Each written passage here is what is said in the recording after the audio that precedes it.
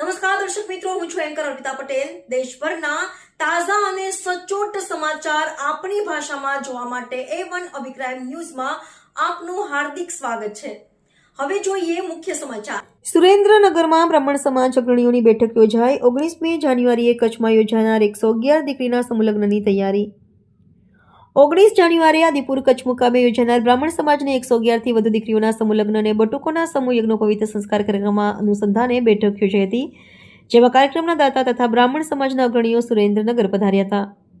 આગામી 19 જાન્યુઆરીના રોજ આદિપુર મુકામે બ્રાહ્મણ સમાજ દ્વારા આયોજિત 117 થી વધુ દીકરીઓના સમૂહલગ્ન અને બટુકોના સમૂહ યજ્ઞોપવિત સંસ્કાર કાર્યક્રમને સફળ બનાવવા માટે સુરેન્દ્રનગર ખાતે એક મહત્વપૂર્ણ બેઠક યોજાઈ હતી। આ બેઠકમાં દાતા બાબુલાલ હુંબલ અને કચ્છ બ્રહ્મ સમાજના અગ્રણીઓ ખાસ ઉપસ્થિત રહ્યા હતા। કાર્યક્રમની રૂપરેખા તૈયાર કરવા હરદીપ શુક્લ દ્વારા આયોજિત આ મીટિંગ પદ્મશ્રી જગદીશભાઈ ત્રિવેદીના અધ્યક્ષસ્થાને યોજવામાં આવી હતી।